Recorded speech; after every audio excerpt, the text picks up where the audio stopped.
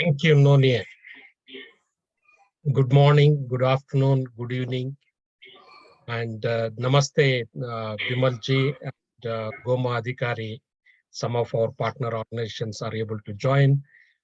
Thank you so much, John and ICPS members for recognizing the role of caregivers and inviting carers worldwide to share about the work what we are doing with unpaid family carers in India, Nepal, and Bangladesh.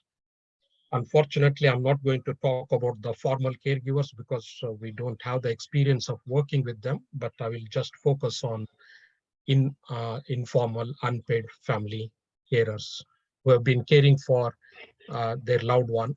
Um, so I have put together a few slides. I will be sharing those slides with you. Um,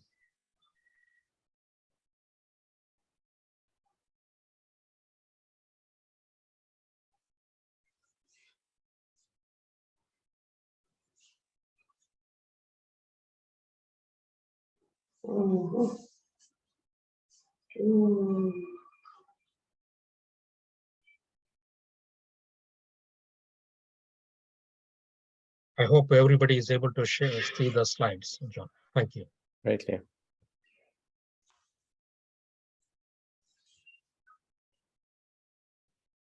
So, who are carers worldwide? They are the only organization exclusively and strategically not just raising the awareness about family carers and their issues, their challenges and needs, but also providing the support to caregivers to address their issues holistically and strategically. Carers Worldwide was set up 10 years ago.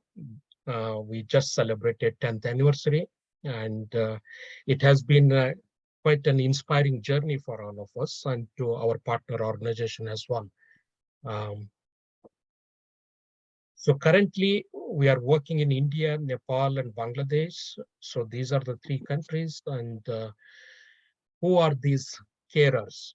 So this is the broad definition we use when we talk about caregivers or carers. Both we use.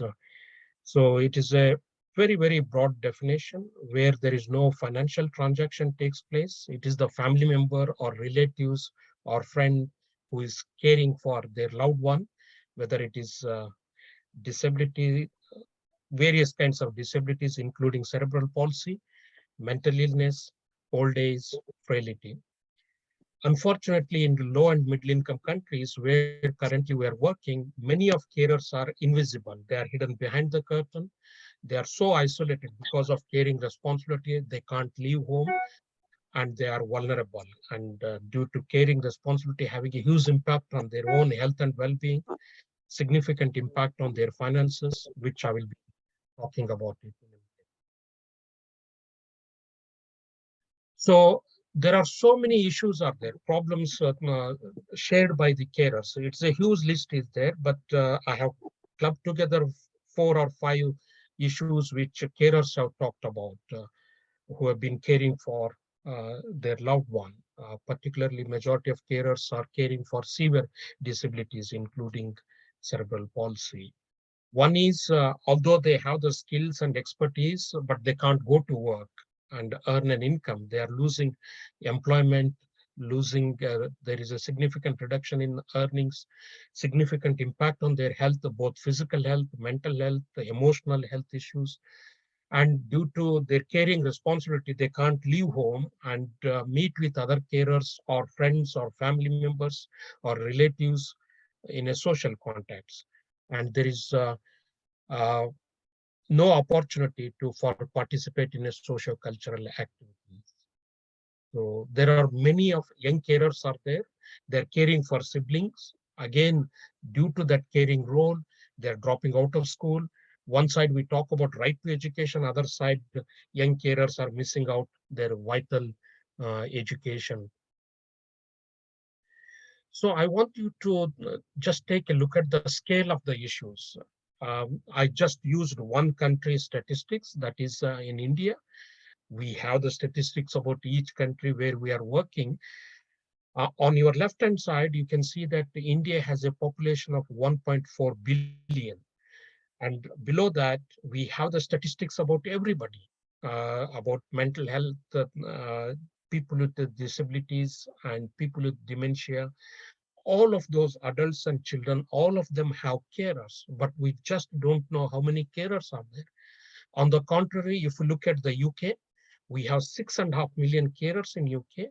One in every 8 adults are carers. And the contribution made by the carers in UK is 163 billions. That is how much they are saving to the economy, which is more than the NHS budget. This is the study done by the Carers UK and Sheffield University. Uh, because of that, UK government has come up with the carers policies, carers support system, carers act is there. Recently, paid leave has been, bill has been passed in the House of Commons and Parliament as well. And also WHO talks about by 2030, there is going to be 400% increased in the need for caregivers. Friends, what I'm talking is we are literally sitting on a bubble. We don't know when that bubble is going to burst. It is time for us to recognize the vital role carers are playing for their care for individuals, acknowledge the contribution they're making, and appreciate the wonderful role, the critical role they're playing day in, day out. So in the absence of the statistics, we have done our own survey. This is quite shocking when we done. Majority of carers are women. 84% of carers are women. And in some countries, it goes up to 97%. Look at one side, we are treating the person who has been diagnosed with whether mental health or disability, but other side for carers, there is no support system. 89% of carers are having anxiety and depression. And significant number of carers, more than 80% of them are having physical health issues. And significant number of carers, almost every carer is having a financial worries. Unfortunately, like in the UK, there is no financial support system for carers in the countries where we are working in low and middle income countries. So that is and of course, there is no concept of respite or a short break. So as I said, the majority of carers are women, and in some countries it goes up to 97%. And carers are also getting older. So they themselves need help and assistance and support. They are caring for someone they love dearly. So this is really a huge challenge and the issues we are facing. Uh, as you know that many stakeholders, particularly the service providers and the professionals, they engage carers, transform the skills and information, knowledge and all, but how to take care for individuals. In this case, children with cerebral palsy or adult with cerebral palsy. But nobody acknowledges or asks a simple question to the carer or a family member, how are you? Do you need any help? Means other than caring for the loved one, their own personal help and personal support. Unfortunately, nothing. If you deeply analyze, 80 to 85% of the work is done by the caregivers or carers. Then only we see the changes. When the changes have occurred, you and I are taking the credit. We are not giving the credit to the caregivers. So I think it is time for us to just put a spotlight on caregivers, try to understand their issues, their difficulties, and how we can. So that by providing the support to the carers, you are not only strengthening and nurturing the environment within the family, but also improving their health and well-being. Thereby, the quality of care will also be improved. So that's why I call triangle of care or partners in care. So the carers are not just to meet the needs of other individuals, but also they are also human beings like you and me. They have the issues and difficulties and challenges. So this is a simple model, cost-effective, scalable model I have come up with, and we have been working through this model with our local partner organizations like Self-Help Group for Cerebral Palsy exclusively in Nepal, where they are providing with more than 2,500 carers, support to carers and children with cerebral palsy as well. So I will just take you through quickly on this, what these 5 elements of the model and how it is making a difference to the carers' lives. So for the first time, we recognize that it is important to bring carers together so that connect with other carers in similar situation and give them a platform to talk about their own issues, challenges, difficulties. This has enabled to reduce a significant isolation and loneliness and making them feel that you are not alone and giving them a hope. So today we have nearly 800 such groups are operating, physical groups are operating in 3 countries and managed by the trained facilitator, and some of the older groups are managed by carers themselves. It is wonderful to see that the empowerment process now, and carers are saying that we feel empowered and we feel we found a purpose in life. We are confident to advocate for not just our right, for advocate for our care for individuals as well. So second one is working with the local health authorities. We organize a specific health camps to address their health issues, particularly whether mental health issues, general health issues, uh, eye clinic we organize, as well as reproductive health issues. This has made a huge difference. Carers are able to talk about their issues and able to access the health services, improve their health and well-being.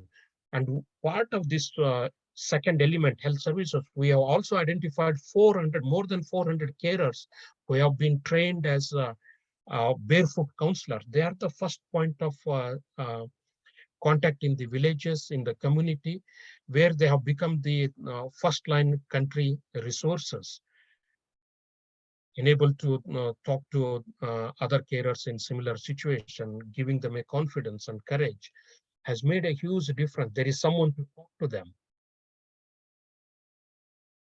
The third one is, it is such a simple idea. So we promoted community caring centers. Instead of all carers looking after their own loved one, why can't 10 to 12 children, carers bring their children to a central place where 2 adult carers are provided a training in terms of nurturing the support, like basic speech, physiotherapy, occupational therapy, as well as how to run this center. It's almost like a daycare center, but specifically focused on disabled children here. And this has made a huge difference. Many of carers have gone back to work, are able to have that 4 to 5 hours of respite, and other carers are able to engage in a livelihood or income generation activity, and where child carers, young carers are continuing their education. And many carers are having that little bit of short break as well. So today we have 30 centers are running. Some of the older centers, now the caregivers are able to earn an income. They're also contributing certain amount towards running these centers. It's such a simple idea. In fact, in Bangladesh and Nepal, now the government is considering to replicate this idea in the rest of the countries as well. Fourth element is we have looked at the simple tools. We have developed the simple tools, looking at the carers' skills and expertise. What is it they have the skills? What is the demand locally? Along with caring responsibility, what and how they can earn an income within their own home-based activities. So these are the demand-driven income generation activities we are able to support. When we started, only 30% of carers had a regular income. Today, more than 80% of carers are earning an income between 3 to 5 pound per day, minimum 25 days. Um, So final one is, we have the platform for everybody, whether it is children's issue, women's issue, or disabled individuals issues. We have, but there is no platform for carers. So what we done is at the village level or a panchayat level, we had those groups and we promoted those groups into block level association, coordination committees, and district level association and national level alliances we were able to promote. So that platform has given them an opportunity to advocate for their rights, advocate for their recognition, advocate for the needs, meeting their needs as well. And last 7 to 8 years, we have been celebrating Carers Day as well in each of the country. Last year, for the first time, we were able to coordinate in South Asia in the month of October to celebrate the Carers Day. This is a fantastic way to bring that, make caring visible, giving a platform for them to advocate for uh, their own issues and challenges and raise awareness in the community. They were excluded, now they are included, and particularly amplifying their voices and mobilizing carers as well. So this is the structures we have done in terms of this advocacy. As you can see, different level, different kinds of structures. In all the three countries, we are in the process of promoting alliances in all those three countries. So this is the impact of our work. As you can see, last year we commissioned a study that every pound investment in carers worldwide, social return on investment is nearly £8. As you can see, before intervention and after intervention, different statistics about families living below poverty line, the difference it has, and the anxiety and depression in India, we had 61% that has come down to 9%. So only 30% of carers had employment, and today more than 84% of carers are earning an income. So these are the hard evidence. Because of this, we are able to uh, uh, evidence-based, we were able to bring the systemic change in the countries where we are working, particularly in India. We're instrumental in bringing two landmark policy changes. One is Rights of Persons with Disability Act and Mental Health Bill Act 27. Both those two acts recognize the support to caregivers. You will be delighted to know that for the first time in the history of India, carers are receiving, similar to UK, small amount caregivers allowance, financial contributions. I'm not going to tell you more detail about it, but this demonstrates that if we can come together, what is possible, practical and feasible, what we can do, simple things. Um, so whatever I have talked so far, it's not a rocket science. It is a simple common sense. Our intervention is like a drop of ink in a bucket full of water. You don't need a whole bottle of ink to change the color. Just a little bit of support to caregivers. Really, magic happens right in front of you. This is what we were able to see.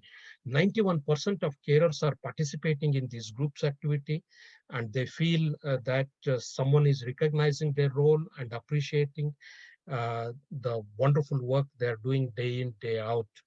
Even they are invisible within their own families as well.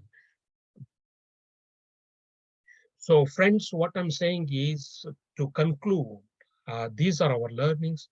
To healthcare system, carers are the unpaid army keeping everything going on. Our whole health system is depending on carers. Nobody is recognizing about that. To service providers, they are the potential catalyst for therapy success. You can imagine, as you can see, that whether it is physio, speech, or any therapist, for example, carers are the one implementing that knowledge and the skills day in, day out. Then we are seeing the changes, but we are not acknowledging that. To doctors, they are the expert by experience. Carers in the countries where we are working, many of them, they don't know how to read or write, but they do know how to care for their loved one, turning the treatment plan into reality. Can we recognize that? Can we acknowledge that? Can we appreciate that? To millions and millions of patients are cared for individuals. They are indispensable: mother, father, husband, brother, sister, mother, neighbors that make each day possible. So thank you so much for giving me this opportunity to share the work of carers worldwide, what we are doing. I'm sure that our partner is also there, and I'm more than happy to take a few questions. And one of the inspiration for me to take this issue is like Noni, I'm also a caregiver, a child with Down syndrome. So she was one of the inspiration for us to start this venture. So thank you so much.